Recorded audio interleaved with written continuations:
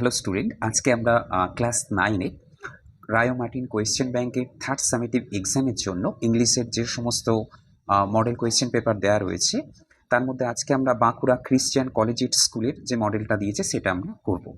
তা সিন দেখে আমরা বুঝতে পারছি সিনটা সিক্রেট সেলর নামক যে গল্পটা রয়েছে খুব সুন্দর গল্প এবং ইজি গল্প আর কি, সেখান থেকে তুলে দেওয়া রয়েছে। যারা আমরা টেক্সটটা পড়েছি যেমনই কোয়েশ্চেন দিক না কেন আশা করি পারবো। দেখ আজকে আমরা এই মডেল কোয়েশ্চেন পেপারটা সলভ করব। প্রথমে যেটা দিয়েছে আর কি, tick the correct answer from the given alternatives. প্রথম কোয়েশ্চেন হচ্ছে the writer of the above text is so easy. আমরা জানি ড্যানিয়েল ডিফো, সেই জন্য আর বেশি নাম পড়ছি না। Next, Crusoe was tempted to transfer his habitation to. তাহলে ক্রুসো প্রলুব্ধ হয়েছিল তার বাসস্থানটাকে স্থানান্তরিত করার জন্য কোথায়? দ্য ভ্যালি অফ ফ্রুটস, ফলের উপত্যকায়। আচ্ছা, Araku valley, the valley of flowers, ফুলের উপত্যকায়, নাকি কুম্ভু ভ্যালি? তাহলে আমরা যারা পড়েছি তারা ভালো রকমভাবেই জানি। The writer of the text, Daniel Defoe, Crusoe was tempted to transfer his habitation, the Valley of Fruits. Next আছে the number of days it took Crusoe to carry the parcel of fruit was, মানে ফরের সেই বোঝাটিকে বা পার্সেলটিকে বহন করে নিয়ে আসার জন্য কতদিন সময় লেগেছিল? আমরা জানি ওটা কতদিন লেগেছিল, 3 দিন লেগেছিল। Next, to make a lamp the narrator used.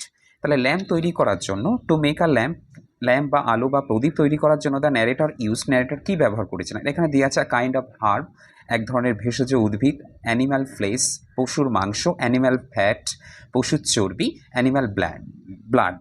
তাহলে আমরা যেটা জানি এখানে যেটা ব্যবহার করা হয়েছিল সেটা হচ্ছে অ্যানিম্যাল ফ্যাট। নেক্সট হচ্ছে Crusoe decided to describe his states of affairs in or on a journal, a book, a news paper, না বার্ক অফ দ্য ট্রি। তাহলে যারা আমরা পড়েছি তারা অবশ্যই জানি এটা হবে কি, আ জার্নাল। নেক্সট কি করতে বলা হয়েছে? Complete the following sentences with information from the text. তাহলে এই টেক্সট থেকে কি করতে হবে? তথ্য নিয়ে এই ড্যাশ পূরণগুলো করতে হবে। অন জুলাই 15, 15ই জুলাই কি করা হয়েছিল দেখতে পাচ্ছি আমরা। On 15 July Crusoe took a more particular survey of the island. তাহলে এই লাইনটা আমরা দেখতে পাবো, টেক্সট আমরা কোথায় আছে দেখতে পাচ্ছি, প্রথম একেবারে পেজে রয়েছে। প্রথম পেজে প্রথম লাইনে রয়েছে 15 July I took a more particular survey of the island. এখানে আই চেঞ্জ করে প্রোনাউন বা আমাদের নাউনটাকে ব্যবহার করতে হবে, Crusoe. Next question, Crusoe could not continue his journal because. কারণটা কি? মানে সে তার লেখাটা আর কি, ডায়েরিতে লেখাটা চালিয়ে যেতে পারেনি। এটার কারণ কি? আমরা টেক্সট বই যেটা পাচ্ছি সেটা হচ্ছে তোমার এখানে দেখতে পাচ্ছি gradually I ran out in, ক্রমশ আমার কালি শেষ হয়ে যাচ্ছিল। এটাকে আমরা একটু গুছিয়ে লিখছি। কিভাবে লিখছি? Crusoe could not continue his journal because he gradually ran out of ink. ঠিক আছে, নেক্সট কোয়েশ্চেন কি আছে? Crusoe understand that he had spent a year on the island. তাহলে স্কুটো বুঝতে পেরেছিল যে সে কাটিয়েছিল দ্বীপেতে একটা বছর। কিভাবে? তাহলে এটা আমরা জানবো যে সেই দাগগুলো কেটেছিল, সেই দাগগুলো দেখে আর কি সে জানতে পেরেছিল। তাহলে এখানে আমরা দেখতে পাচ্ছি by counting the notches he had made on the post. সেই খুঁটির উপরে দাগা কাটা দাগগুলি দেখে সে বুঝতে পেরেছিল যে সে সেখানে একটা বছর কাটিয়েছে। নেক্সট আমরা পরের পেজে যাব। পরের পেজে কোয়েশ্চেন দেওয়া হচ্ছে why did not Crusoe transfer his habitation. তাহলে ক্রুসো কেন তার বাসস্থানটিকে স্থানান্তরিত করেনি বা বদলায়নি? তাহলে এটা আমরা যে উত্তরটা যেভাবে লিখবো, যারা টেক্সট দেখেছো নিশ্চয়ই বুঝতে পারবে।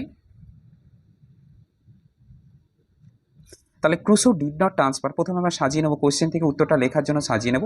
Crusoe did not transfer it habitation to the valley of fruits because he still hope to be rescued by some passing ship on the sea and did not want to enclose himself within hills and woods. যারা আমরা পড়েছি তারা অবশ্যই আমরা জানি। Next question, where did Crusoe find a pleasant meadow. কোথায় একটি মনোরম সে তৃণভূমি খুঁজে পেয়েছিল? তাহলে উত্তরটা কী হবে? Crusoe found a pleasant meadow near a brook about 2 miles up the island. ওই কোয়েশ্চেন আরেকটা পার্ট রয়েছে, how did he describe it, সে এটাকে কীভাবে বর্ণনা করেছিল? তাহলে আমরা দেখতে পাচ্ছি he describe it as plain, smooth and covered with grass. এই লাইনটা আমরা অবশ্যই প্রথম দিকেই পেয়ে যাব আর কি। এখানেই পাচ্ছি I found a brook with pleasant meadows by its bank plain smooth and covered by grass about 2 miles up. আমরা এটাকে একটু আমাদের সাজিয়ে লিখে নিতে হবে। যাক, পোস্টটা শেষ হলো। এবার এখানে পোয়েমটা আমরা দেখতে পাচ্ছি। এবার পোয়েমের যে কোয়েশ্চেন আনসারগুলো দিয়েছে আমরা সেগুলো একটু সলভ করব। প্রথমে দিয়েছে the number of ship sailing by was the wind carried the first ship to. আমরা এখানে তাহলে the number of ship sailing by was 3। আমরা জানি 3টে জাহাজ যাত্রা শুরু করেছিল। The wind carried the first ship to তাহলে বাতাস কী করেছিল, প্রথম জাহাজটিকে কোন দিকে নিয়ে চলে গিয়েছিল, তাহলে সেটা হচ্ছে রিচ কান্ট্রি। অবশ্যই আমরা যারা কবিতা পড়েছি দেখতে পাচ্ছি, এখানে দেখতে পাচ্ছি আর rich country. Next the second ship turn towards the, তাহলে দ্বিতীয় জাহাজটি কোন দিকে ঘুরে গিয়েছিল বা বেঁকে গিয়েছিল, আমরা এখানে দেখতে পাচ্ছি the second turn towards the east, তাহলে এটা পূর্ব দিক, তাহলে এটার উত্তরটা হবে east. Next the decks of the third ship shone, তাহলে এর উত্তরটা হবে ফ্রস্টিলি। এখানে অনেকগুলো দেয়া রয়েছে, আমরা দেখতে পাচ্ছি এই জায়গাটায় দেখতে পাচ্ছি ফ্রস্টিলি লেখা আছে, দ্য ডেক্স সোন ফ্রস্টিলি।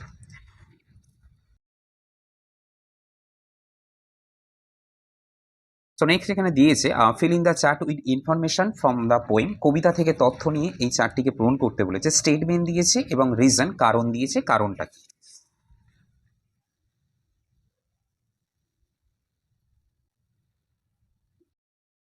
তাহলে প্রথমে দেখতে পাচ্ছি the second ship was anchored in captivity, এর কারণটা হচ্ছে কি, the wind hunted it like a beast and forced it to anchor. Next question দিয়েছে the third ship did not come back, তাহলে তৃতীয় জাহাজটি ফিরে আসেনি, তার কারণটা এখানে দেওয়া আছে। It sailed far into an unforgiving sea under a fire spilling star. আমাদের পোয়েমটা শেষ হলো, এবার আমরা গ্রামার পোর্শনে যাব।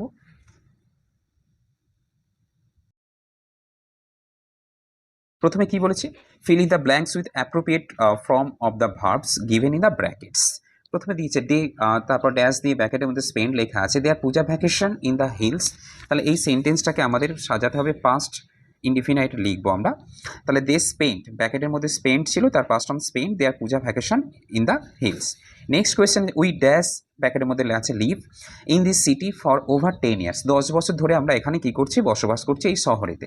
তাহলে যেহেতু 10 বছর ধরে কাজটা চলছে, অনেক দিন আগে শুরু হয়েছে, এটা আমরা লিখতে হয় প্রেজেন্ট পারফেক্ট কন্টিনিউয়াস টেন্সে, সেই জন্য হবে we have been living in this city for over 10 years।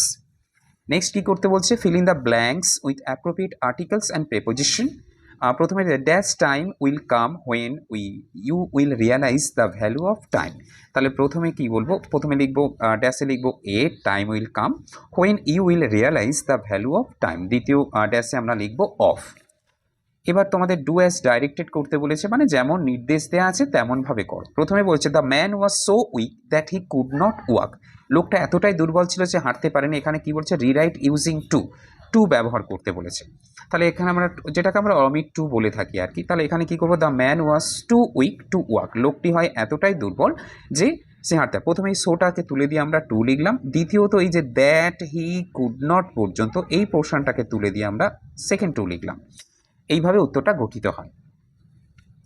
Next আছে কি, Supriti is one of the most intelligent girls in the class. Supriti হচ্ছে ক্লাসের বুদ্ধিমতী মেয়েদের মধ্যে হচ্ছে একজন। কিসে করতে বলেছে, পজিটিভ ডিগ্রিতে করতে বলেছে। আমরা এটা কিভাবে লিখব,